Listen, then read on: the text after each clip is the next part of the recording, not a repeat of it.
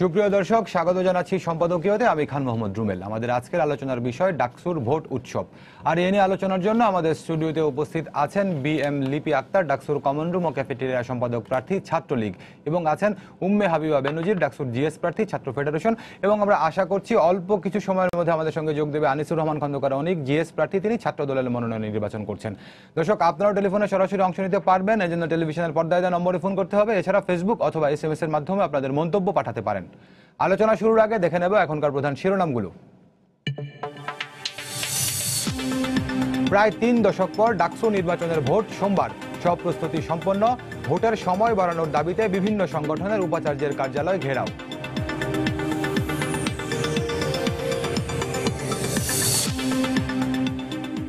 প্রথম দফায় 78 উপজেলায় শেষ হলো ভোট গ্রহণ। ভোটার উপস্থিতি ছিল কম। বিক্ষিপ্ত ঘটনায় 28 কেন্দ্রে ভোট গ্রহণ স্থগিত।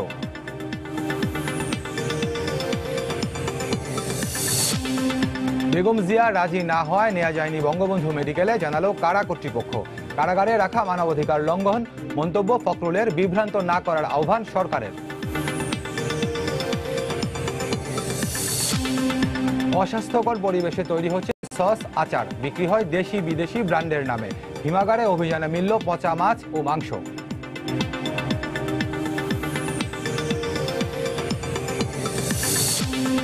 এবং প্রস্তুতি থাকার পরও বর্ষার আগে রোহিঙ্গাদের ভাষান্তরে স্থানান্তর করা যাচ্ছে না। কিছু এনজিওকে দুষলেন পররাষ্ট্রমন্ত্রী।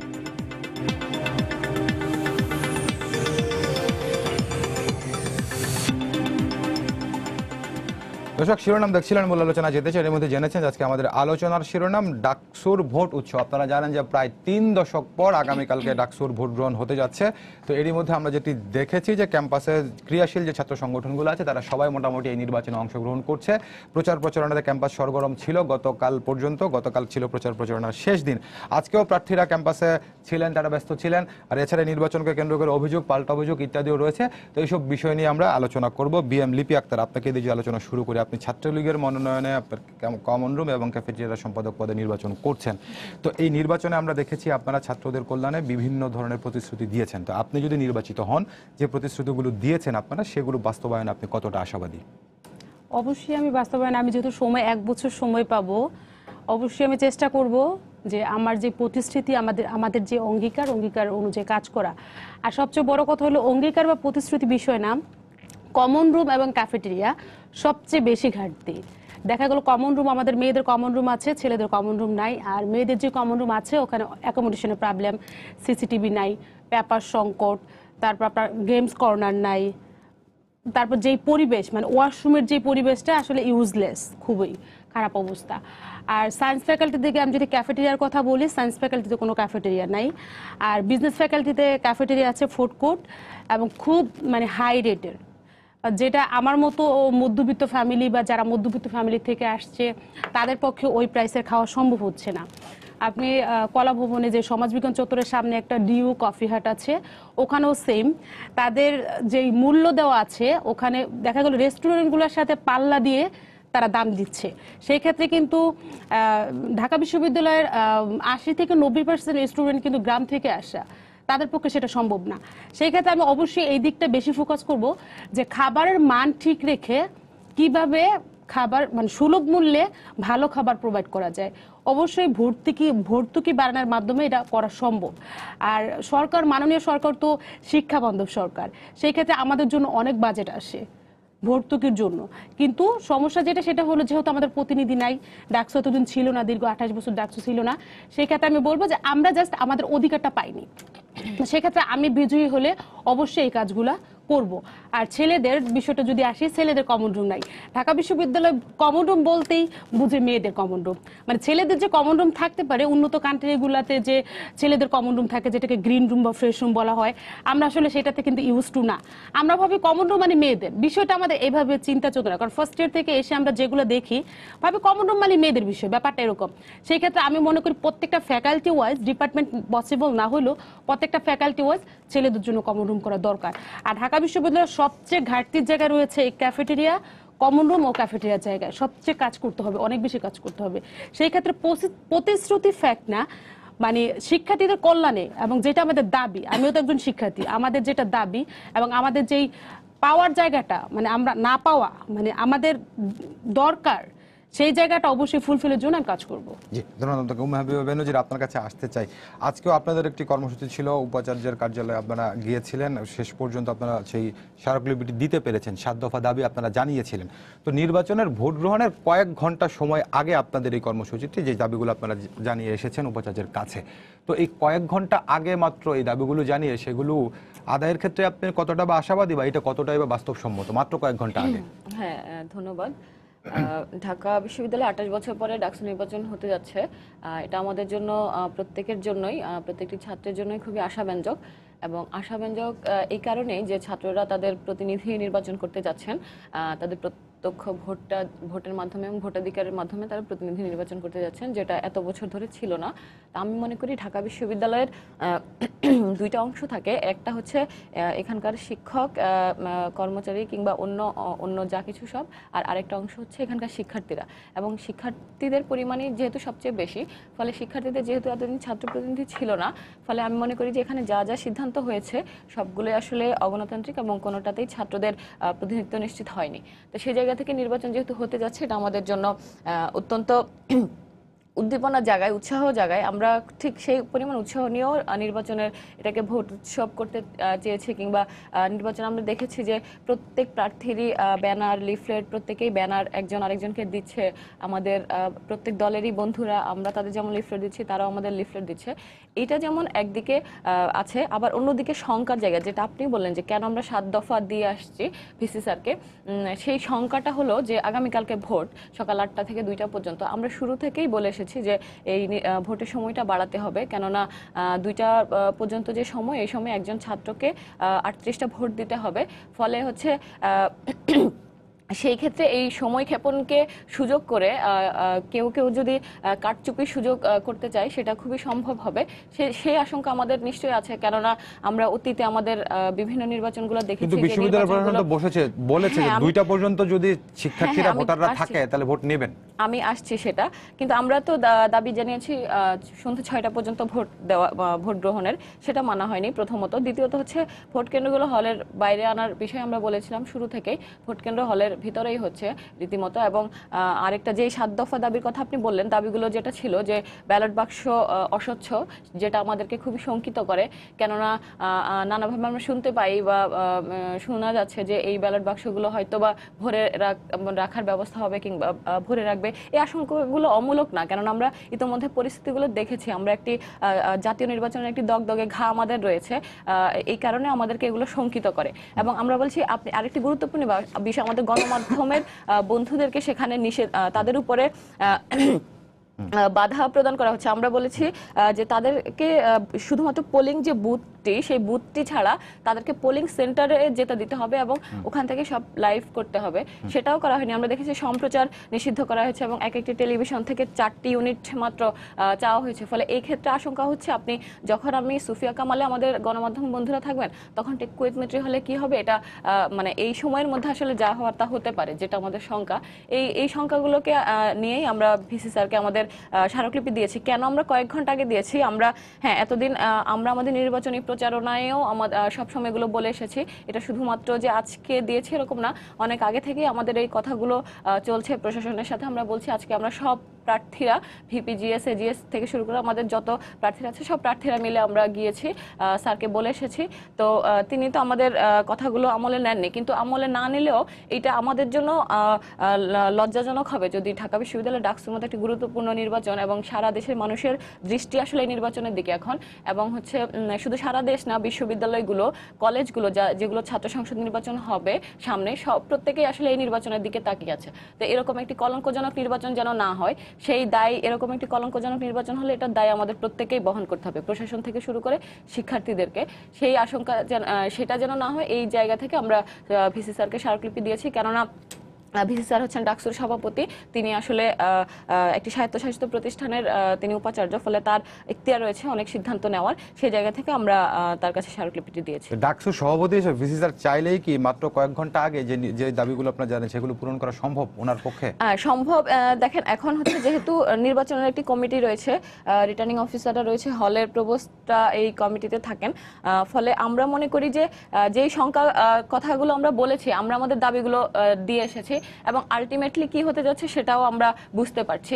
এরপর আমরা আমাদের প্রতিবাদটুকু শেষ পর্যন্ত আমরা আমাদের প্রতিবাদটুকু করে যাব এবং আগামীকালকে নির্বাচনের পরিস্থিতি যদি আমরা দেখি যে একজন ছাত্র ভোট দিতে পারছে না, একজন ছাত্রকেও বাধা প্রদান করা হচ্ছে, একজন ছাত্রকেও কোনোভাবে ভোটের জন্য লাঞ্ছিত করা হচ্ছে, তার সরকার দলীয় সংগঠনের বাইরে অন্য কাউকে ভোট দেওয়ার কারণে একজন ছাত্রের যদি এই বঞ্চিত করা হয়, তাহলে আমরা প্রতিহত করব এবং আমরা বলেছি যে আমরা থাকবো সবাই মিলে এই ভোট চুরির যে ইতিহাস সেটা আমরা হতে দেব না। জি, ধন্যবাদ আপনাকে। লিপি, আপনার কাছে আবারও যদি আসি, তিনি কিছু আশঙ্কার কথা বলছেন। তা আপনারা তো নির্বাচন করছেন, আপনি একটি পদে নির্বাচন করছেন, আপনাদের পুরো প্যানেল রয়েছে, তা আপনারা কি এই ধরনের আশঙ্কা করেন? আমি তো আশঙ্কা করছি না, আমাদের দলও করছে না, কারণ আমাদের প্রশাসনের উপর আস্থা রয়েছে। প্রথমত প্রশাসনের উপর আস্থা রয়েছে, দ্বিতীয়ত যে মিডিয়ার কথাটা তিনি বললেন, আমার কাছে যেটা মনে হয়েছে মিডিয়ার বিষয়টা গুজব ছড়ানো অনেকটা। ইতিমধ্যে কোটা সংস্কার যে আন্দোলন হয়েছিল, এই আন্দোলনে আমরা অনেকগুলো বিষয় দেখেছি। এবি সিদ্দিক মারা গিয়েছে এবং সেটা ছিল একটা মিথ্যা গুজব। এবং আমাদের ঢাকা বিশ্ববিদ্যালয়ে যে সুফিয়া কামাল হল ছিল, সুফিয়া কামাল হলে যেই সভাপতি ছিল আমাদের ছাত্রলীগের, যে একটা মেয়ের পায়ের রক কেটে দেওয়া হয়েছে, এটাও ছিল কিন্তু একটা গুজব। এবং সেই গুজব ছড়ানোর মাধ্যমেই যে একটা ঢাকা বিশ্ববিদ্যালয়ে একটা নেতৃত্ব স্থানীয় একটা শিক্ষার্থীকে কিভাবে লাঞ্ছনা করা হয়েছে ছিল, আমরা সেটা সবাই জানি, ইতিমধ্যে আমরা অবগত সবাই। এবং মধ্যযুগীয় স্টাইলে, মানে টোটালি মধ্যযুগীয় উপায়ে সে যদি কোনো ভুল করে থাকে, সেটার জন্য দলের হাইকমান্ড আছে, প্রশাসন আছে, সবকিছুই আছে। কিন্তু যেটা তারা করেছে সেটা কিন্তু তাদের সাজানো ছিল এবং সেটার সাথে সাথে 10 মিনিটের মধ্যেই কিন্তু সেটা প্রমাণ হয়েছে যে টোটালি নাটক ছিল। এবং ওই মেয়ে নিজেই স্টেটমেন্ট দিয়েছে যে আমার পা কাটা হয়নি, রক কাটা হয়নি, যে আমার সাথে তার খুব ছিল রাগ ছিল, যার জন্য আমি গ্লাসে লাথি মেরেছি এবং আমার পায়ের রক কেটে গেছে, ব্যাপারটা এরকম। সেকেন্ড যেটা, সেটা হলো এবি সিদ্দিক মারা গিয়েছে এবং তার ঠিক 15 মিনিটের মাঝখানেই কিন্তু ওই ছেলে স্ট্যাটাস দিয়েছে ফেসবুকে যে আমি মারা যাইনি, আমি ঠিক আছে, সুস্থ আছি। ওইটা ছিল একটা গুজব। তো সেই ক্ষেত্রে হয়তো বা এই বিষয়গুলা মাথায় রেখে হয়তো বা মিডিয়ার বিষয়টা যে অনেক সময় দেখা গেল গুজবগুলো কি মিডিয়া ছড়িয়েছে? না, মিডিয়া ছড়ায়নি। এই গুজবগুলা ফেসবুকে হয়েছে এবং কিছু নিউজ পোর্টাল, আপনার খুব ভালো কোনো নিউজ ব্যাপারটা এরকম না, মূলধারার গণমাধ্যম না, বাট অনেক সময় নিউজ কিছু পোর্টালের মাধ্যমে আসলে কি ওটা আমরা যাচাই বাছাই করি না, মানে কান চিলে নিয়ে গেছে এটা বলা সত্ত্বে কিন্তু আমরা চিলের পিছনে দৌড়াচ্ছি।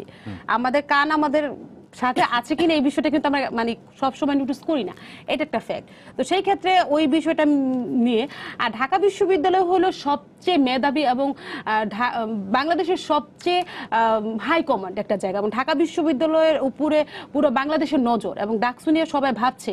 সেই ক্ষেত্রে আমি চিন্তা করি না যে ঢাকা বিশ্ববিদ্যালয়ের নির্বাচন সুষ্ঠু হবে না, স্বাভাবিক নিরপেক্ষ নির্বাচন হবে না, এটা আমি চিন্তা করতে পারছি না আসলে। কারণ ঢাকা বিশ্ববিদ্যালয়ের প্রত্যেকটা স্টুডেন্ট মানে তারা জাতির বিবেক। সেই ক্ষেত্রে কখনো আমি মনে করি না যে একটা শিক্ষার্থীকে বলা যাবে যে আপনি এখানে না এখানে ভোট দেন, আপনি ভোটটা এখানে দিবেন না এখানে দিবেন, বা আপনার ভোট দেওয়া হয়ে গেছে, যেটা আপা বললেন। সেই ক্ষেত্রে আমি আশঙ্কার কোনো কারণ দেখছি না। হ্যাঁ, আর বেনজির একটি কথা বলছিলেন যে 6 ঘন্টা সময় দেওয়া হচ্ছে, 8টা থেকে 2টা, এই সময়ের মধ্যে সব শিক্ষার্থীরা ভোট দিতে পারবেন কিনা সেটি নিয়ে তারা আশঙ্কা করছে। আপনার কি মনে হয় যে এই সময়ের মধ্যে 43,000-এর কিছু বেশি ভোটার ভোট দেওয়া কি সম্ভব? আমার কাছে যেটা মনে হয় সেটা হলো যে মানে দলীয় ঊর্ধ্বে যতক্ষণ পর্যন্ত শিক্ষার্থী আসবে ততক্ষণ পর্যন্ত ভোট দিতে তাকে দেওয়া উচিত। সেটা তো প্রশাসন বলেছে এর মধ্যে যে হ্যাঁ, এটাই মনে হয়, সেটা 2টা বা 3টা 4টা 5টা 6টা ঘন্টা মেপে নয়, শিক্ষার্থী যতক্ষণ পর্যন্ত আসবে ততক্ষণ পর্যন্ত ভোট দেওয়া উচিত। হ্যাঁ, দেখা গেল তারপরে যে 2টা বেজে গিয়েছে, কোনো ভোট কেন্দ্রে কোনো লোকজন নাই, একজন আসছে 6টা বাজে, বিষয়টা খারাপ। এই জন্য একটা টাইম লিমিটের মধ্যে থাকলে কি হয় যে না আমার এই টাইমের মধ্যে যেতে হবে, ভোট দিতে হবে। সেই ক্ষেত্রে একটা টাইম লিমিট দেওয়াটা আমি পজিটিভ দেখছি, খুব বেশি নেগেটিভ দেখছি না। দেখা গেল 6টা পর্যন্ত এখানে করে দিলে বা 8টা পর্যন্ত করে দিল, তখন কি হবে, আচ্ছা আমি 7টায় গেলে তুই দিতে পারবো, ঘুম দেই ঘুরি পড়ি, আমি 7টায় যে ভোট দিয়ে আসবো, ব্যাপারটা এরকম। সেই ক্ষেত্রে একটা টাইমের মধ্যে থাকলে একটা শেপের মধ্যে সবকিছু চলে আসে। আর আমরা তো সবকিছুই জানি, একটা প্রসিকিউটর একটা ব্যাপার থাকেই সবকিছু। সেই ক্ষেত্রে 2টা আমার মনে হয় কম হয়ে যায়। আমার কাছে মনে হয় টাইম আরেকটু বাড়িয়ে এবং আরেকটু টাইম বাড়াবে 4টা বা 5টা, সেই ক্ষেত্রে বাড়ানোর পরও আরেকটা অপশন রাখা উচিত যে 4টার পরও যারা আসবে তাদেরকেও অবশ্যই ভোট দিতে দেওয়া হবে। বাট লাইন ফাঁকা থাকবে, ভোট ক্লোজের তো অবশ্যই একটা টাইম দেওয়া উচিত আমার কাছে যেটা মনে হয়।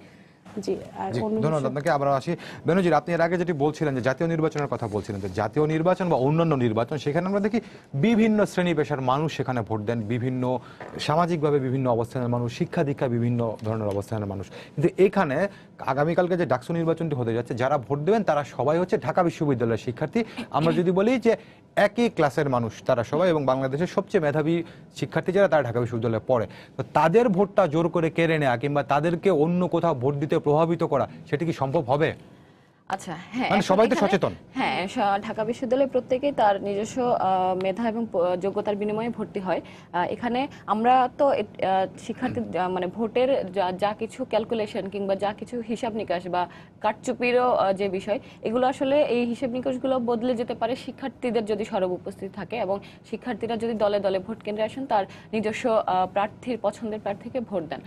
তো যেটা বলা হচ্ছিল, আমি বলতে চাই কেন হচ্ছে প্রশাসন এর উপরে ছাত্রলীগের বন্ধুদের খুব আস্থা রয়েছে এবং তারা নির্বাচন বিষয়ে কোনো আশঙ্কা নেই। এটা খুব স্বাভাবিক। গত 10 বছরে তারা সরকারে রয়েছেন এবং 10 বছর ধরে হলগুলোর যদি পরিস্থিতি আমরা একটু দেখি, আমরা দেখব যে প্রশাসনের আসলে কোনো ধরনের কোনো কর্তৃত্ব নেই। প্রশাসন এখানে হচ্ছে ছাত্রলীগ ক্ষমতাসীন বলি আর সরকার দলীয় সংগঠন বলি, তাদের এক ধরনের একচ্ছত্র আধিপত্য রয়েছে এবং তাদের এক ধরনের নিয়ন্ত্রণ রয়েছে প্রত্যেকটি ছাত্রের। সেখানে গেস্ট রুমের নামে, গণরুমের নামে, এবং এই গেস্ট রুমের যেটা সেটা হচ্ছে গেস্ট রুমের মধ্য দিয়ে ছাত্রদেরকে ম্যানার শেখানোর নামে তাকে হচ্ছে বড় ভাইয়ের সামনে ঝুঁকে নিতে হয়। মানে একজন ছাত্র ঠিক ঢাকা বিশ্ববিদ্যালয়ে যে স্বপ্নটা নিয়ে এখানে আসে, সেই স্বপ্নটা আর স্বপ্ন থাকে না। সেটার হচ্ছে যে স্বপ্নের মৃত্যু হয়, সেই স্বপ্নের একটি গুরুত্বপূর্ণ উদাহরণ হচ্ছে আমাদের হাফিজুর মোল্লা। গেস্ট রুমের ভিতর দিয়ে তিনি গেস্ট রুমের নিপীড়নের ফলে তিনি মৃত্যুবরণ করেছেন। তো সেই জায়গা থেকে এই ঢাকা বিশ্ববিদ্যালয় প্রশাসনের যেহেতু হলগুলোতে কোনো নিয়ন্ত্রণ নেই, ফলে ছাত্রলীগ তো প্রশাসনের উপরে আস্থা করতেই পারেন, ছাত্রলীগ প্রশাসন এই নির্বাচন নিয়ে কোনো আশঙ্কা নাও করতে পারেন। এটাই খুব স্বাভাবিক, এটাই বাস্তবতা। এখানে লিপি আছে, আমি খুব সম্মানের সাথে বলতে চাই যে দেখেন, ঢাকা বিশ্ববিদ্যালয় আমাদের মেয়েদের হলগুলোতে, ছেলেদের হলগুলোতেও পরিস্থিতি আমরা জানি কি, এমনকি মেয়েদের হলগুলোতেও প্রশাসনিক তৎপরতায় সিট বরাদ্দ চললেও ছাত্রলীগের জন্য বরাদ্দকৃত রুম রয়েছে 20টি 10টি 20টি এরকম করে প্রত্যেকটি হলের সিট বরাদ্দ রয়েছে। এবং আমি নিজেই হচ্ছে একটি আন্দোলন করেছিলাম, যে আন্দোলনে আমাদের লিপি হচ্ছে সেই ইয়েতে ছিলেন, সভাপতি ছিলেন, ঢাকা সভাপতি রোকে হলে। তিনি তার নেতৃত্বেই হচ্ছে রুম দখল করা হয়েছিল। আমরা সেগুলো বেদখল করার জন্য ছাত্রদেরকে সাথে নিয়ে ছাত্রদের নেতৃত্বে আমরা সে আন্দোলন করেছিলাম এবং শেষ পর্যন্ত আমরা 2টি রুম আমরা উদ্ধার করতে পেরেছি প্রশাসনের কর্তৃত্বে। ফলে এই কারণেই প্রশাসনের উপরে হয়তো ওনাদের আস্থা অনেক থাকতে পারে, আমরাও আস্থা করতে চাই, কারণ আমরা বিশ্ববিদ্যালয়ের শিক্ষার্থী। এখানে শিক্ষকরা সে যেই দলের মতাদর্শের অধীনেই হন না কেন, আমরা প্রথমত মনে করি তারা নিরপেক্ষ হবেন। এখানে আমি ছাত্র ফেডারেশন না ছাত্রলীগ সেটা বিষয় না, কিন্তু বেনজির, আপনার কাছে একটু আসবেন, অনেক একটু পরিচয় করে দিয়ে। আমাদের সঙ্গে মাত্র যোগ দিয়েছেন আনিসুর রহমান খন্দকার অনেক, তিনি ডাকসুর যে নির্বাচনে জিএস পদে লড়ছেন ছাত্র দলের মনোনয়নে, জাতীয়তাবাদী ছাত্র দল। অনেক আপনার কাছে আমি আসবো, বেনজির আপনি শেষ করবেন। তো যেটা বলছিলাম যে এই পরিস্থিতিগুলো আমরা দেখেছি এবং কেন আরো বেশি নির্বাচনের শুরু থেকে আমরা দেখেছি যে আচরণবিধিগুলো সমানে লঙ্ঘন করা হয়েছে। সেটা স্টিকার লাগানো থেকে রঙিন স্টিকার, রঙিন ব্যানার, মসজিদে ভোট চাওয়া, এমনকি আমরা জানি যে ছাত্রলীগের যে সেক্রেটারি রাব্বানী ভাই, তার ভাই, তিনি একজন সরকারের উচ্চপদস্থ কর্মকর্তা, তিনিও ভোট চাচ্ছেন, যেটা আচরণবিধিতে স্পষ্ট। সরকার পক্ষের কিংবা কোন রাজনৈতিক দলের নেতা কেউ সরকারি প্রতিষ্ঠান চাকরি করেন, কেউ হচ্ছে প্রচারণায় নিতে পারবে না। আচরণবিধি লঙ্ঘনের অভিযোগ আমরা দেখেছি বিভিন্ন ছাত্র সংঘ, শুধু ছাত্রলীগ না, ইভেন আজকে আপনারা যে কর্মসূচি করেছেন যে বিকাল বেলাতে, সেটিও তো এক ধরনের প্রচারণারই অংশ, যেহেতু এটা মিডিয়াতে কভারেজ পেতে সবাই বলছেন। তো এটিও কি এক ধরনের লঙ্ঘন নয়? দেখুন, আমরা গিয়েছি সেটা ভিসি স্যারকে আমাদের আশঙ্কার কথাটা জানাতে। আমরা ভিসি স্যারের সাথে দেখা করতে গিয়েছি, সব প্রার্থীরা মিলে সেখানে আমাদের শঙ্কাগুলোর কথা জানাতে গিয়েছি। আমি যেটা বলছিলাম যে এখন এই আচরণ শুরু থেকেই যে আচরণবিধিগুলো লঙ্ঘন করা হয়েছে, এমনকি মসজিদে মানে ভোট চাওয়া হয়েছে, জগন্নাথ হলের মন্দিরে প্রজেকশন মিটিং করা হয়েছে, এরকম নানা রকম আচরণবিধি ভঙ্গ হয়েছে। এবং আমাদের আচরণবিধি স্পষ্ট বলা আছে যে প্রশাসন চাইলে স্বপ্রণীত হয়ে ব্যবস্থা নিতে পারবে। আমরা কাউকে এখন পর্যন্ত দেখিনি কারো বিরুদ্ধে সেই আচরণবিধি লঙ্ঘনের বিরুদ্ধে কোনো ব্যবস্থা নিতে।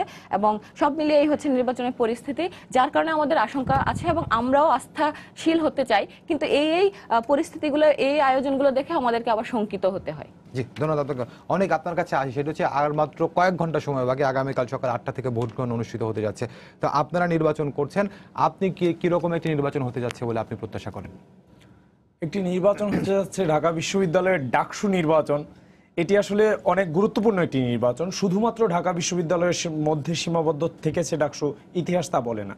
ইতিহাস বলে ঢাকা বিশ্ববিদ্যালয়ের যে নির্বাচন, এটি আসলে সামগ্রিকভাবে এই মানে বাংলাদেশের যে ভূসীমা আছে বা দেশ হওয়ার আগে থেকেও 52 থেকেও যদি আমরা দেখি, সব কিছুতে নেতৃত্ব দিয়েছে, সংকটে এগিয়ে এসেছে।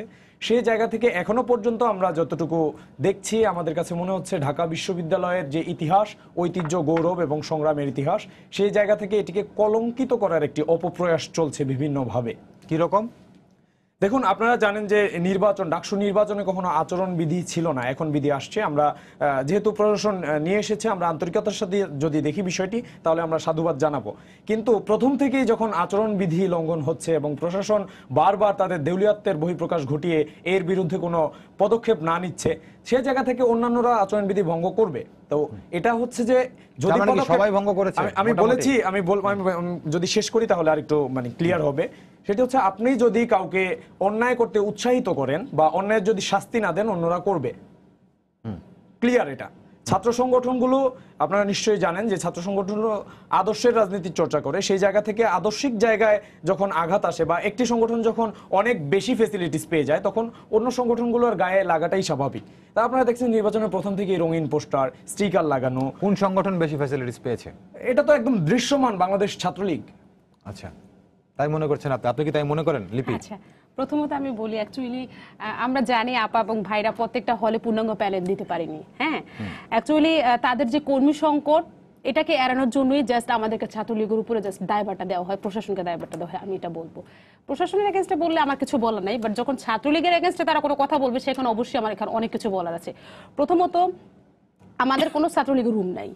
ছাত্রলীগ, আমি ছাত্রলীগ, হ্যাঁ ছাত্রলীগ, আমি একদম একটা প্রতিষ্ঠান। আমি যখন 55 নম্বর রুমে থাকবো, তখন সেই রুমটা যদি বলে ছাত্রলীগের রুম, যেটা পলিটিক্যাল রুম, তাহলে এখানে আমার কিছু করার নাই। কারণ আমি মেরিট দিয়ে ঢাকা ইউনিভার্সিটিতে আসছি এবং আমার মেরিটে আমি কিন্তু হলে সিট পাই, রুম পাই। হ্যাঁ, সেটা একটা ফ্যাক্ট। সেই ক্ষেত্রে আমি বলবো, যেখানে একটা রুমে 4 জন 5 জন 6 জন থাকে, সেই ক্ষেত্রে আমাদের 10 জন 12 জন থাকে। হ্যাঁ, এখানে 10 জন 12 জন থাকাটাও কিন্তু আমি নেগেটিভ কিছু দেখছি না।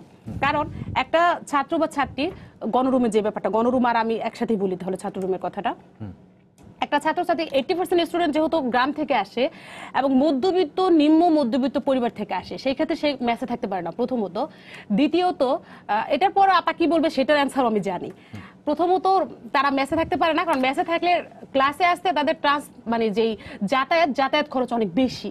দেখা গেল অনেকে আছে 50 থেকে 80 টাকার মধ্যে পুরো দিন 3 বেলা পার করে দিতে চায়। সেক্ষেত্রে তারা যদি 50 থেকে 80 টাকা রিক্সা ভাড়াই দেয়, গাড়ি ভাড়াই দেয়, সেক্ষেত্রে কিন্তু তাদের খাবারের টাকা তারা পাচ্ছে না। দ্বিতীয়ত, আত্মীয় স্বজনের বাসায় থাকতে পারছে না। যেহেতু আমি একজন মধ্যবিত্ত ফ্যামিলি, গণরুম নিয়ে না, তিনি যেটি বলেছেন গণরুমের নানান ধরনের নিগৃহীত হতে হয়, সেই কথাটা বলেছেন। হ্যাঁ, গণরুম, সেক্ষেত্রে না, তাদের তো প্রবলেমটা তো এখানে, গণরুমটাই তো এখানে প্রবলেম। হ্যাঁ, সেটা হলো বিষয়। আমরা চাই ঢাকা বিশ্ববিদ্যালয়ে ভর্তি হওয়ার সাথে সাথে প্রথম দিন থেকে একটা স্টুডেন্ট মেরিট পজিশন অনুযায়ী সে সিট পাক এবং সে শান্তিতে বসবাস করুক এবং ক্লাস করুক। হ্যাঁ, আপারা যেটা চায়, ভাইয়েরা যেটা চায়, আমরা ঠিক সেটাই চাই। যেহেতু আমাদের ঢাকা বিশ্ববিদ্যালয়টা পূর্ণাঙ্গ আবাসিক বিশ্ববিদ্যালয় নাই, সেক্ষেত্রে তো অবশ্যই গণরুম থাকবে, গণরুম আছে। গণরুম থাকা নিয়ে প্রশ্ন তোলেনি, তিনি প্রশ্ন তুলছেন যে গণরুমে নিগৃহীত হতে হয়। না, গণরুমে হাফিজুর গণরুমের অত্যাচারে বা টর্চারে মারা যায়নি। হাফিজুর ঠান্ডার জন্য মারা গেছে। আপনারা জানেন হাফিজুর ছিল এসএম, খুব ভুল না করলে এসএম হলের স্টুডেন্ট, সেই ক্ষেত্রে ও ঠান্ডা লেগেছে। আচ্ছা, আমরা স্বাভাবিকভাবে মারা যাই না, জ্বর হয়ে মারা যাই না, অনেক কিছু হয়ে মারা যাই না, ও ঠান্ডা ছিল। ঠান্ডা থেকে কি যেন প্রবলেম হয়েছিল, কয়েক বছর আগের ঘটনা, আমি খুব ভালোভাবে বলতে পারবো না, এরকমটাই কাহিনীটা হয়েছে। বাট বারান্দায় আমরা কিন্তু সবাই জানি যে সলিমুল্লাহ মুসলিম হল, যে সেই বারান্দায় কিন্তু গেলে, আমরা সামনে দিয়ে গেলে কিন্তু বুঝতে পারি যে খুব মানে ছেলেদের যে জামা কাপড় টানানো, বোঝাই যায় খুব খারাপ ভাবে কিন্তু তারা থাকে। এটা পলিটিক্যাল বলি বা সরাসরি পলিটিক্সের সাথে যুক্ত না, সবাই ওখানে থাকে এটাই হয়ে আসছে। যেহেতু আমাদের সিট সংকট, যেহেতু আমাদের মাথা গোজার ঠাঁই নেই, সেই ক্ষেত্রে এসে ওই বারান্দাটাই আমার থাকতে হচ্ছে। সেই ক্ষেত্রে একটা ছেলে 5 তলা এসির মধ্যে থেকে কিন্তু মারা যেতে পারে। হ্যাঁ, ওখানে মারা গেছে, সেটাকে আপনারা ইস্যু তৈরি করেছে, নাম্বার 1। নাম্বার 2 হলো ছাত্রলীগের রুম আমাদের হলে। তো সেই ক্ষেত্রে আমি যেই রুমটা থাকে সেই রুমটাই তো ছাত্রলীগের রুম, কারণ লিপি থাকে পলিটিক্যাল রুম, পলিটিক্যাল মেয়ে পলিটিক্যাল রুম। আমরা তো এইভাবে আইডেন্টি করতে, যেহেতু আমরা মানে খুব সহজভাবে চেনার জন্য আমরা যেই রাস্তাগুলো করি, এভাবে হলো পলিটিক্যাল রুম। আর আপা যে কথাটা বলেছে যে আমাদের দুটো রুম, তাহলে সেক্ষেত্রে কি বেনজিরও তো রাজনীতি করে, তাহলে বেনজির যে রুমে থাকে সেটাও কি পলিটিক্যাল রুম? হ্যাঁ অবশ্যই, আমারটা যদি পলিটিক্যাল রুম হয় তাহলে তারটা তো অবশ্যই পলিটিক্যাল রুম আমি বলবো। অবভিয়াসলি আমি পলিটিক্যাল রুম বলবো, কারণ আমি পলিটিক্যাল, সেও পলিটিক্যাল, অবশ্যই আমি পলিটিক্যাল রুম বলবো এটা। হ্যাঁ, আর যে গোলাম রাব্বানি যে ভাইয়ের কথা বললো, সরকারি জব করে, উনি এএসপি, উনি জি করে, আমি যতটুকু জানি উনি এমফিলের স্টুডেন্ট ঢাকা ইউনিভার্সিটি। সেই ক্ষেত্রে এমফিলের একটা স্টুডেন্ট সে সরকারি চাকরি করুক বা যেটা করুক, সে কি প্রচারণা করতে পারবে না? অ্যাকচুয়ালি আমি এটা খুব ভালোভাবে জানি না, এটা একটা ফ্যাক্ট। সে এমফিলের স্টুডেন্ট এবং সে ভোটার। হ্যাঁ, এটা একটা ফ্যাক্ট। আর যে ভাইরা যেটা বললো, ভাইদের সাথে আপনাদের সাথে কিন্তু লিপি, দর্শকগণ আপনাদের প্রশ্ন করতে চাই, প্রশ্নটা নিয়ে আসছি। জি দর্শক, আপনার পরিচয় দিয়ে প্রশ্ন করুন। হ্যালো, আসসালামু আলাইকুম। জি ওয়ালাইকুম আসসালাম। জি, আমি ধানমন্ডি থেকে শাহরিয়ার আলম বলছি। জি বলুন। আমার প্রশ্ন হচ্ছে লিপি আপার কাছে, যে আগামীকাল ডাকসু নির্বাচন, আমাদের এই ডাকসু নির্বাচনে আপনার বিশেষ করে গণমাধ্যম কর্মী তারা স্বতঃস্ফূর্ত ভাবে তথ্য সংগ্রহ করতে পারবে কিনা, মানে সুষ্ঠু ভোটের, যাতে সুষ্ঠু ভোট হয় এবং যারা কোনো রকম জোর জুলুম ভাবে যাতে ভোট কেটে না নিতে পারে, কারণ আমাদের ইতিহাস খুব ভালো না, আমরা রাতে প্রশ্নটি বলুন। কিন্তু আমার প্রশ্ন হচ্ছে, সুনির্দিষ্ট প্রশ্ন হচ্ছে লিপি ম্যাডামের কাছে, যে বিশ্ববিদ্যালয় প্রশাসন নিরপেক্ষভাবে কাজ করে নিরপেক্ষভাবে ভোট পরিচালনা করবে কিনা, আরেকটা হচ্ছে সাধারণ ছাত্রছাত্রীরা ভোট দিতে পারবে কিনা নির্ভয়ে। জি ধন্যবাদ আপনাকে। সাধারণ ছাত্রছাত্রীরা নির্ভয়ে ভোট দিতে পারবে কিনা লিপি এই প্রশ্নের উত্তর দিন। আর গণমাধ্যম কর্মীদের ব্যাপারটা হয়তো প্রশাসনের সিদ্ধান্ত, প্রশাসনই বলতে পারবে। তারপরে আপনি যদি কিছু বলতে চান। আচ্ছা, প্রথমে আমি গণমাধ্যমের বিষয়টা আসি, এটা আমার কাছে প্রশ্ন করার বিষয় না, কারণ এটা প্রশাসন বুঝবে। তারপর আমি বলবো অবশ্যই সে সঠিক তথ্য কালেক্ট করতে পারবে। আর আরেকটা প্রশ্ন হলো যে কালকে সাধারণ শিক্ষার্থীরা নির্বিঘ্নে ভোট দিতে পারবেন কিনা? আপনার চোখের সামনে হচ্ছে না, আপার সামনে হচ্ছে না, আমার সামনে হচ্ছে না, ভোটটা হচ্ছে একটা গোপন জায়গায়। সেই ক্ষেত্রে ভোট ওই গোপন পর্দার আড়ালে যে কে কাকে ভোট দিচ্ছে সেটা দেখা যাচ্ছে না। যেহেতু দেখা যাচ্ছে না, কারোর সামনে ভোট হচ্ছে না, সেই ক্ষেত্রে তো আমার মনে হয় না তার ব্যক্তি স্বাধীনতা অনুযায়ী ভোট দিতে পারবে না, সেটা তো অবশ্যই হবে না। জি ধন্যবাদ। সামনে হচ্ছে না। বেনজির, আপনার কাছে আসি। লিপি একটি কথা বলছিলেন যে আপনাদের কর্মী সংকটের কারণে আপনার পূর্ণাঙ্গ প্যানেলও দিতে পারেননি, কর্মী সংকটও রয়েছে, এসব কারণে আপনারা ছাত্রলীগ এসব দোষারোপগুলো করছেন। আচ্ছা, ধন্যবাদ। এটা ঢাকা বিশ্ববিদ্যালয়ে আমরা জানি যে ঢাকা বিশ্ববিদ্যালয় প্রতিষ্ঠিত হয়েছিল ট্রুথ শ্যাল প্রিভেইল এই বাক্যকে নীতি হিসেবে নিয়ে। তো এখন চারদিকে মানে মিথ্যেরা তো জয় জয়কার, আমরা আসলে ওই বাক্যটাই ভুলে গেছি। ঢাকা বিশ্ববিদ্যালয়ে যে স্পিরিটের জায়গা ছিল স্থাপিত হওয়ার, ট্রুথ শ্যাল প্রিভেইল, সেইটা আর দেখা যাচ্ছে না অনেকের বক্তৃতার মাধ্যমে, সেটা আমরা বুঝতে পারছি। এখন কর্মী সংকটের, হ্যাঁ খুবই সত্য, আমাদের হেলমেট বাহিনীর মতো হাজার হাজার কর্মী নেই। হ্যাঁ, আমাদের যে কর্মী আছে, আমাদের 10 জন থাকলে 10 জন, 15 জন থাকলে 15 জন, 20 জন থাকলে 20 জন। আমাদের আছে প্রবল সাহস, প্রবল সৎসাহস, প্রবল সততা, প্রবল ন্যায্যতা। হ্যাঁ, সেই জন্য আমাদের রড এবং হেলমেট বাহিনীর মতো কর্মী নেই, যার কারণে আমি নিজেও হচ্ছে কি বলে গর্বিত যে আমাদের এরকম সন্ত্রাসী কোনো কর্মী বাহিনী নেই। সেই জন্য কর্মী সংকটের আরেকটা বিষয় যেটা এসেছে, সেটা হচ্ছে যে এখন ঢাকা বিশ্ববিদ্যালয়ের হলগুলো আমি যদি একটু বলি, সেটা হচ্ছে যে এখানে আমরা দেখি যে ফার্স্ট ইয়ারে যে ছেলে বা মেয়েটা হলে আসে, বিশেষ করে ছেলেদের দেখি যে তাকে একদম স্ট্রিক্ট নির্দেশনা দেওয়া থাকে যে কোনো ধরনের অন্য কোনো মতাদর্শের কিংবা অন্য কোনো ছাত্র সংগঠন কিংবা অন্য কারোর সাথে কথা বলতে দেখলে খবর আছে। মানে এইটা হচ্ছে একদম প্রথম মেসেজটা থাকে এরকম যে অন্য কারোর সাথে দেখলে, অন্য কোনো সংগঠনের সাথে কথা বলতেও দেখলে। এবং এটা আমরা দেখেছি, কেন এটা বলছি, আমরা এই যে ভোট কেন্দ্র, ডাকসু নির্বাচনকে কেন্দ্র করে আমরা একটি জরিপ করেছিলাম, ভোট কেন্দ্র হলের বাইরে হবে না ভিতরে হবে। সেখানে আমাদের দুটো অপশনে ছিল, হলের ভিতরে এবং হলের বাইরে। তো তখন আমরা দেখেছি যে, আমরা কয়েকটি ছেলেদের হলের অভিজ্ঞতা বলছি, সেখানে আমরা দেখি যে ছেলেরা সেই সাইনিং স্বাক্ষর দিতে ভয় পাচ্ছে, কেননা সে বলছে যে এখন দেওয়া যাবে না, বড় ভাই প্রবলেম করবে। এবং তাদের পক্ষ থেকে এই পরামর্শ ছিল যে আপনারা বাইরে বুথ বসান, আমরা সেখানে স্বাক্ষরটা করে আসব। এই হচ্ছে পরিস্থিতি, এটা আমাদের চোখের সামনে। এবং দেখুন এটা কি যখন যে দল সরকারে থাকে তাদের ছাত্র সংগঠনের অবস্থা? নিশ্চয়ই যখন বিএনপি থাকে তখন কি ছাত্রদের এরকম আধিপত্য আমরা থাকে? 2002 সালের সেই স্মৃতিও ভুলে যাই নাই, শামসুনার হল মুভমেন্টের স্মৃতিও আমাদের মনে আছে। ফলে এখানকার পরিস্থিতিটা হচ্ছে পুরোপুরিটাই এরকম। ছাত্রদের আর কোনো এখানে অধিকার থাকে না। বিষয়টা এমন যে কথাবার্তা শুনে মনে হচ্ছে যে ছাত্রদের প্রতি খুবই বদান্যতা দেখানো হচ্ছে, ছাত্ররা এখানে তাদের বদান্যতার কারণে থাকতে পাচ্ছেন, কিন্তু এটা আসলে কারো দায়িত্ব না, আমাদেরও দায়িত্ব না, ছাত্র দলেরও না, ছাত্র লীগেরও না, এটা আসলে প্রশাসনের দায়িত্ব। এক্স্যাক্টলি আমরা সেই প্রশাসনের দিকেই বারবার আঙ্গুলটা তুলছি যে প্রশাসন আসলে এই ব্যবস্থাগুলো যদি করতো, প্রশাসন যদি একটি ছাত্রকে প্রথম বর্ষ থেকে বৈধ সিট নিশ্চিত করতো, তাহলে আমরা দেখতাম যে কর্মী আসলে কোন দলের কি অবস্থা, কিভাবে কর্মীরা আসে, সেই বিষয়টা তখন আমাদের সামনে আসতো।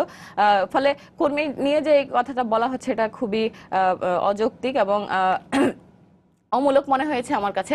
কেননা আমরা আগেও বলেছি যে আমাদের যে কয়জন কর্মী আছে প্রবল সৎসাহস আছে, আমাদের প্রবল ন্যায্যতার আছে। সেই জায়গা থেকে আমরা এখানে যখন প্রতিবাদ, যে কোনো বিষয়ে অন্যায় ঘটে, যে কোনো বিষয়ে ছাত্রদের বিরুদ্ধে ঘটনা ঘটে, আমরা সেখানে দাঁড়াই। এখানে হাফিজুর মোল্লার কথা এসেছে, হাফিজুর মোল্লা হচ্ছে নাকি মারা যেতেই পারেন, কিন্তু তারা কি হাফিজুর মোল্লার জন্য একটিও প্রতিবাদ করেছেন? হাফিজুর মোল্লার জন্য কোনো একটি শোক সভা করেছেন? কোনোভাবে কোনো প্রতিবাদ করেছেন? সেটা যদি আমরা দেখতাম তাহলে হয়তো আমরা বুঝতাম যে অথবা হাফিজুর মোল্লা মারা যাওয়ার পিছনে আপনি ছাত্রলীগের দায় কোন জায়গাটাতে দেখছেন? দেখুন, সেটা ছিল হচ্ছে শীতের রাত, জানুয়ারি মাস, শীতের রাত। সে একটি পরীক্ষা ছিল, সে মিছিলে যেতে পারেনি বলে তাকে সারা রাত ঠান্ডার মধ্যে গেস্ট রুমে তাকে করা হয়েছিল, চার্জ করা হয়েছিল। কেন যায় নাই? তারপরে হচ্ছে সারা রাত তাকে ঠান্ডায় এসএম হলে মাঠে দাঁড় করিয়ে রাখা হয়েছিল এবং এরপরে সে যখন অসুস্থ হয়ে যায় তাকে বাড়িতে নেওয়া হয় এবং বাড়িতে যাওয়ার পথে সে মারা যায়। এই প্রশ্ন উত্তর আমি লিপির কাছ থেকে নেব, তার অনেকের কাছে যেতে চাই। অনেক যে কথাটি বেনজির বলছিলেন যে যখন যে দল মানে সরকারে থাকে তাদের ছাত্র সংগঠনগুলো এই ধরনের গেস্ট রুম, গণরুম ইত্যাদির সংস্কৃতিগুলো তারা গড়ে তোলে। তো আপনারা বিএনপি দীর্ঘদিন ক্ষমতা ছিল, আপনারা ছাত্র দলের বিরুদ্ধে কি এই ধরনের অভিযোগ আছে? স্পষ্টভাবেই বললো 2002 সালের শামসুনার হলের যে স্মৃতির কথা, তো সেই জায়গা থেকে আমাদের বক্তব্য স্পষ্ট। আসলে ব্যক্তি হিসেবে যে দলগুলো আসলে বৃহত্তর, তাদের কর্মী সংখ্যা অনেক, সেই জায়গা থেকে একজন কর্মী যদি বিচ্ছিন্নভাবে কোনো অপরাধ করে তাহলে পুরোপুরি সংগঠনকে দায় দেওয়ার সুযোগ নেই। আচ্ছা, আপনি দায় না হয় দিলেন, কিন্তু এটা দেখার জায়গাটি হচ্ছে সংগঠন তার জন্য কি করছে। সংগঠন যদি কোনো স্টেপ নেয় ব্যক্তি অপরাধের কারণে, তাহলে সেই সংগঠনকে আপনি দোষ দিতে পারেন না। আর যদি কোনো স্টেপ না নেয়, কোনো পদক্ষেপ না নেয়, তাহলে আপনি দোষ দিতে পারেন। 2002 সালের যে শামসুনার হলের যে বিষয়টি, এখানে মানে বিষয়টি স্পষ্ট যে ছাত্র দলের কোনো সম্পৃক্ততা ছিল না। তারপরেও যখন সাধারণ শিক্ষার্থীরা একটি আন্দোলন করেছিল, সেই জায়গা থেকে সেই হলের তৎকালীন যে প্রাধ্যক্ষ ছিলেন এবং ঢাকা বিশ্ববিদ্যালয়ের উপাচার্য, উনি সহ পদত্যাগ করতে বাধ্য হয়েছিলেন। সেই জায়গা থেকে তাদের যে, আমি যদি ধরে নেই তাদের ভুল ছিল, তাহলে তাদের যে শাস্তির জায়গা সেটাও কিন্তু নিশ্চিত হয়েছে। সুতরাং বিএনপিকে বা ছাত্র দলকে এভাবে মানে বলার কোনো সুযোগ নেই। বরং আপনারা তাকিয়ে দেখতে পারেন আবু বকরের দিকে, যে তার মৃত্যু হয়ে গেল কিন্তু তার আসলে যে তদন্ত রিপোর্ট, সেখানে খালাস দেওয়া হয়েছে আর কি, মানে অপরাধীদেরকেও ছেড়ে দেওয়া হয়েছে। হ্যাঁ, সেখানে তদন্ত রিপোর্টে মানে কোনো অপরাধী নেই বা সে কিভাবে মারা গেছে এটা জানাও যায়নি। সুতরাং আপনি ব্যক্তি অপরাধের জন্য সংগঠনকে দোষ দিতে পারেন না। আর আরেকটি যে বিষয়, একটু আগে কথা হচ্ছিল যে আসলে যে রুমে থাকছে সে আসলে শুধুমাত্র একটি সংগঠন না, সে একজন প্রতিষ্ঠান। আমরা মনে করি সাধারণ শিক্ষার্থীরা কোনো প্রতিষ্ঠানকে চায় না ডাকসুর নেতৃত্বে, চায় ব্যক্তিকে। এমন একজন ব্যক্তিকে চায় যে ব্যক্তির জন্য কাজ করবে, মানুষকে ডেকে নয় বরং মানুষের কাছে গিয়ে, শিক্ষার্থীদেরকে পাশে ডেকে নয় বরং তাদের পাশে থেকে কাজ করবে। আর আরেকটি যে বিষয়, যে হলে থাকার বিষয়ে যে পূর্ণাঙ্গ আবাসিক বিশ্ববিদ্যালয়, এ ধারণাটি আসলে একটি ভ্রান্ত ধারণা। এই জায়গা থেকে ঢাকা বিশ্ববিদ্যালয়ে যে শিক্ষার্থীরা পড়ে, আপনি চাইলেও তাদের সবাইকে হলে রাখতে পারবেন না, অনেকে থাকবে না, এটা নিশ্চিত, অনেকে থাকবেই না। সেই জায়গা থেকে যাদের প্রয়োজন থাকবে না, সেটি হয়তো যার হয়তো ঢাকায় একটি বাসস্থান আছে, কিন্তু যার নেই সে তো চাইলেও, আমি সে কথাটাই বলতে চাচ্ছিলাম। আমি যদি শেষ করে ফেলতাম তাহলে আপনার এই প্রশ্নটিও করা লাগতো না।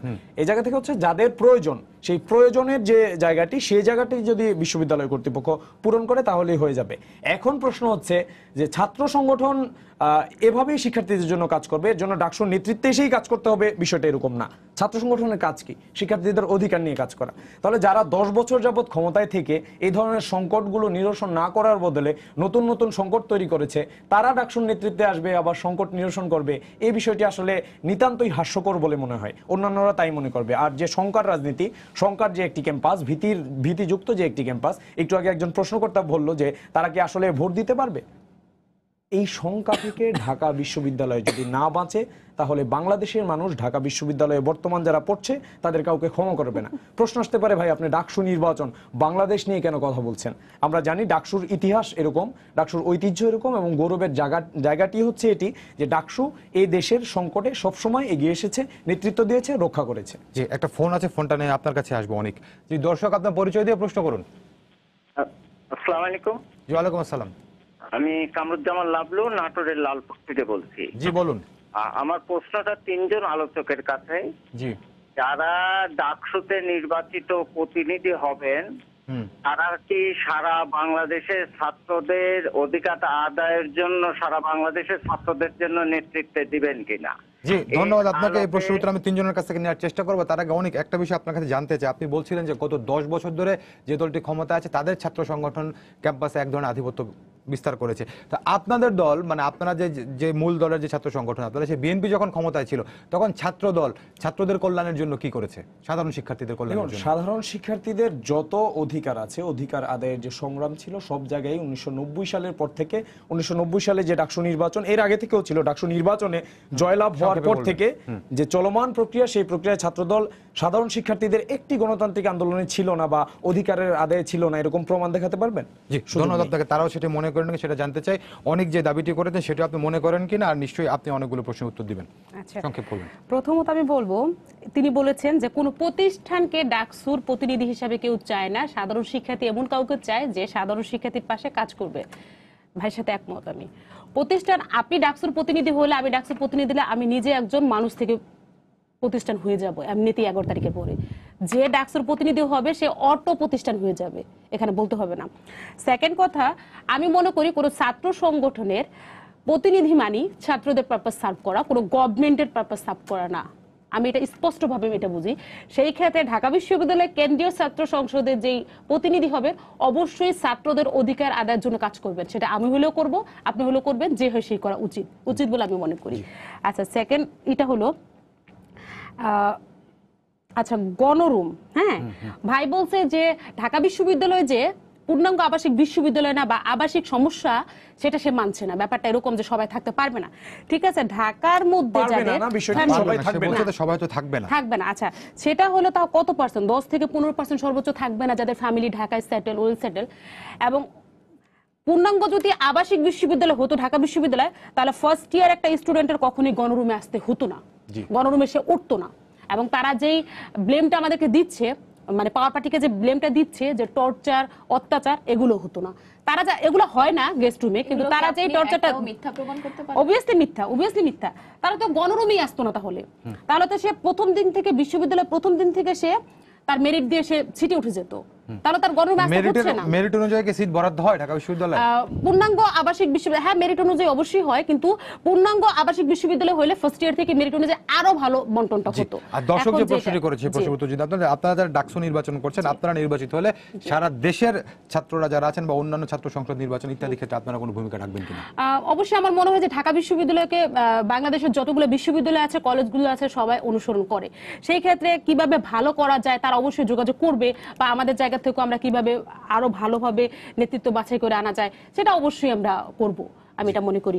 আর আরেকটা বিষয় আছে আমার একটু বলার আছে, সেটা হলো আপা যেটা বলেছে যে ফার্স্ট ইয়ারে একটা স্টুডেন্ট গণরুমে ওঠার পরেই তাকে বলা হয় যে তুমি অন্য কোনো সংগঠনের কারোর সাথে কথা বলতে পারবে না।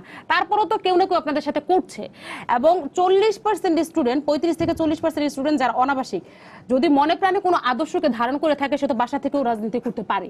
আমাদের অসংখ্য স্টুডেন্ট আছে ছাত্রলীগের কর্মী যারা বাসা থেকে ছাত্র রাজনীতি করছে। ফ্যামিলি ঢাকায় ওয়েল সেটেড, তারা হলে থাকছে না, বাট আমাদের সাথে আছে। আচ্ছা, তারপরের প্রশ্ন হলো কি? সংক্ষেপ করতে হচ্ছে আচ্ছা, আরেকটা বিষয় সেটা হলো আপনারা যেটা বলে যে আমাদেরকে নিয়ে কর্মী সংকট এবং হেলমেট বাহিনী, ভাই যেটা বলেছে যে আমাদের অনেক পাওয়ার পার্টি যারা তাদের অনেক বেশি কর্মী থাকে, সেই ক্ষেত্রে আমি বলবো যে হ্যাঁ, এটা একটা স্বাভাবিক একটা বিষয়, তাদের কর্মী সংখ্যা বেশি থাকবে, সুযোগ সুবিধা বা সবকিছু মিলে একটা স্বাভাবিক। আর 10 বছর যেহেতু আমাদের পার্টির ক্ষমতায়, সেই ক্ষেত্রে আমাদের কর্মী আরো বেশি থাকবে। আর হেলমেট বাহিনী যে যখন একটা ভিড়ের মধ্যে আপনার 5,000 বা 2,000 স্টুডেন্ট থাকে, তার মাঝখানে হেলমেট বাহিনীটাকে সেটাকে নিশ্চিতভাবে করা গিয়েছে। আর আরেকটা কোশ্চেন আমার তাদের দুজনের কাছে আছে যে আবু বকরের মৃত্যুটার জন্য কাকে দায়ী করছেন এবং কিভাবে দায়ী করছেন, এটা আমাকে আজকে প্রুফ দিয়ে যাবেন। ধন্যবাদ আপনাকে। বেনজির, আপনার কাছে আসলে দর্শকের প্রশ্নের উত্তর আপনি নিশ্চয়ই দিবেন, আর লিপি যে কথাগুলো বলছেন সেখান থেকে কিছু বলবেন।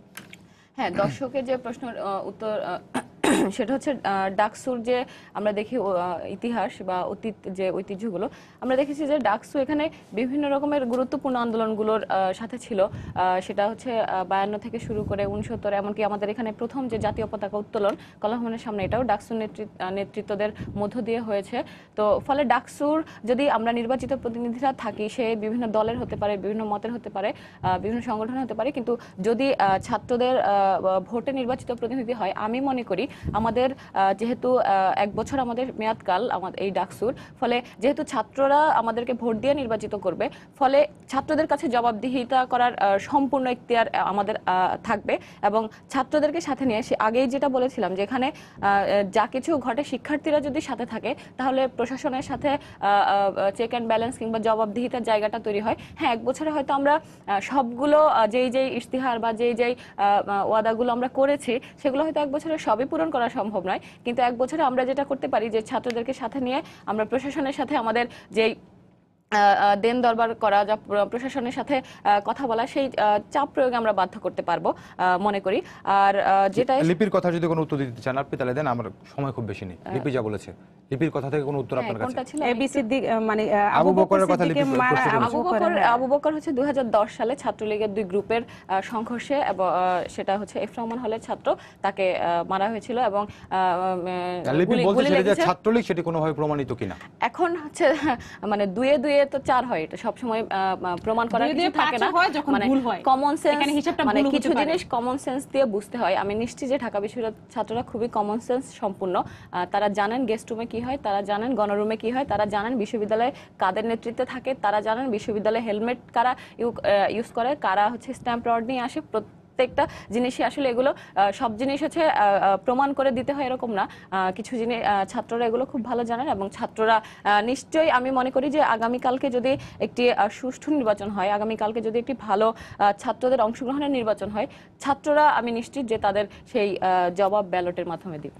ধন্যবাদ আপনাকে অনেক। আপনার কাছে আসি, দর্শক যে প্রশ্নটি করেছিল সেই প্রশ্নটির উত্তর দিয়ে যদি আপনি শুরু করেন। আমি এটি দিয়ে শুরু না করে লিপির যে প্রশ্নটি সেটির জবাব দিয়ে শুরু করি, তাহলে মনে হয় বিষয়টি সুন্দর হয়ে দাঁড়াবে। 2010 সালের 1 ফেব্রুয়ারি দিবাগত রাত্রে আবু বকর মারা যায়, এবং এখানে মামলার এজাহারে যেটি উল্লেখ ছিল, আপনারা নিশ্চয়ই জানেন দীর্ঘ 10 বছর যাবত হলে আধিপত্য চলছে ছাত্রলীগের। সেই জায়গা থেকে ছাত্রলীগের বাইরে ভিন্ন মত পোষণকারী অন্য কোনো সংগঠন সেখানে থাকছে না। ছাত্রদল তো মানে 10 বছর, আমি আপনাকে যে বিষয়টা বলছি, এখনো 10 বছর হয়নি, মানে কয় বছর হয়েছে? তখন 10 বছর হয়নি। 2010 সালে যখন এই ঘটনাটি ঘটে আবু বকর সিদ্দিকের, তখন এই সরকারের 10 বছর বা আওয়ামী লীগের 10 বছর হয়নি। আমি আপনি কি বলেছি আপনি বিষয়টি বুঝতেই পারেননি। আমি বলেছি যে 10 বছর যাবত ছাত্রলীগের একক আধিপত্য হলে, 2010 এর যদি হয় এটা 19, তাহলে কয় বছর? কোনটা? 2010 সালের 1 ফেব্রুয়ারির কাহিনী এটি। হ্যাঁ, এটা 2019 চলে। কত বছর চলছে? আমরা বলছি আবু বকরের ঘটনাটি যখন ঘটে তখন 10 বছর হয়নি, সেটা বলার চেষ্টা করছেন। যাই হোক, তখন 10 বছর হয়নি, কিন্তু আমি বলছি 10 বছর যাবে তাদের যে ধারাবাহিকতা, সেই জায়গা থেকে তখন তারা ছিল সেটি বুঝিয়েছি। তো 2010 সালের 1 ফেব্রুয়ারি, আর সেখানে 30 জনকে এজাহারে আসামি করা হয়েছিল, সেটা কিন্তু আমরা কেউ করিনি, বিশ্ববিদ্যালয়ের প্রশাসন করেছে। সেখানে ছাত্রলীগের তখনকার হল শাখার সভাপতি ফারুক এবং হল শাখার ভাইস প্রেসিডেন্টের মধ্যে কয়েকজন ছিল, তপু, রকিব, রনি, তুষার। এছাড়া ছাত্রলীগের বাইরে কারো নামই নেই। এখানে ছাত্রলীগ যে তাকে হত্যা করেছে বা ছাত্রলীগের ইন্টারনাল কনফ্লিক্টে যে সে মারা গিয়েছে, এটা তো প্রমাণ দেয়া মানে স্পষ্ট, মানে এটা তো একদম প্রুভড। তারপরে যদি আপনার কোনো প্রশ্ন থাকে, আমি আপনার প্রশ্ন নেব। আপনি প্রথম আলোর রিপোর্ট দেখতে পারেন এবং সে মামলাটি যিনি তদন্ত করেছে তার সাথে কথা বলতে অনেক কারণ এই বিষয়টি পরিষ্কার হয়েছে। দর্শকের উত্তরটা যদি আপনি দেন। দর্শকের যে প্রশ্নটি, আমি প্রথম থেকেই বলেছি ডাকসু আসলে শুধুমাত্র ঢাকা বিশ্ববিদ্যালয়ের শিক্ষার্থীদের মাঝে সীমাবদ্ধ না। সেই জায়গা থেকে যদি ডাকসু নির্বাচনটি একটি মডেল নির্বাচন বা একটি আদর্শের নির্বাচন হয়, একটি স্বচ্ছ নির্বাচন হয়, একটি পরিচ্ছন্ন নির্বাচন হয়, একটি গৌরবের নির্বাচন হয়, তাহলে আমার মনে হয় অন্যান্য বিশ্ববিদ্যালয়, অন্যান্য কলেজগুলোতে বা যেসব শিক্ষা প্রতিষ্ঠানের ছাত্র সংসদ নির্বাচন হওয়া উচিত, ডাকসুর পক্ষ থেকে এ বিষয়ে তাদের আমরা নির্বাচিত হলে আমাদের দাবি থাকবে এবং আশা করি অন্যান্যরা উৎসাহিত হবে। তবে যদি একটি কলঙ্কিত ইতিহাস রচিত হয় তাহলে অন্যান্য সংগঠন। ধন্যবাদ আপনাকে। লিপি, আপনি কিছু বলতে যাচ্ছিলেন, 30 আচ্ছা, সেকেন্ড বলতে সময় চাচ্ছিলাম পাবেন। এটা যে তারা যে বারবার বলতেছে কলঙ্কিত যদি না হয়, যদি সুষ্ঠু নিরপেক্ষ নির্বাচন হয়, অবশ্যই নিরপেক্ষ, সুষ্ঠু এবং স্বাভাবিক পরিবেশে নির্বাচন হবে। কিন্তু তাদের সাথে যে অন্যান্য এটা আপনি কিভাবে অন্যগুলো বলছেন? সংগঠনের সাথে যে তাদের তারা যে জনবিচ্ছিন্ন, তারা যে শিক্ষার্থী থেকে অনেক দূরে, তাদের সাথে অনেকেই পরিচিতই নেই, অনেক শিক্ষার্থী তাদেরকে চেনেই না। হ্যাঁ, সেই ক্ষেত্রে যখন ছাত্রলীগের প্যানেল বা আমরা জিতে যাব, তখন তারা ধরেই নিয়েছে, তারা জানে মানে অনেকটাই জানে যে তারা জিততে পারবে না।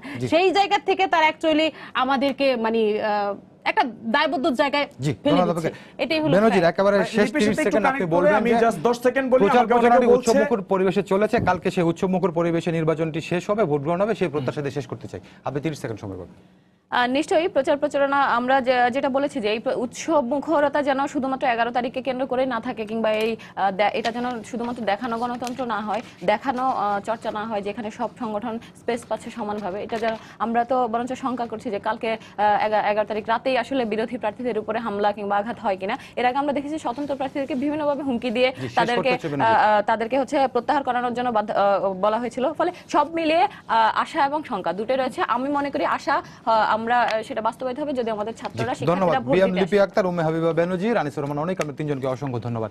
সবাইকে ধন্যবাদ জানিয়ে শেষ করছি আজকের সম্পাদকীয়। আগামীকাল আবারও দেখা হবে রাত 10টায়। দেখার আমন্ত্রণ রইল। শুভরাত্রি।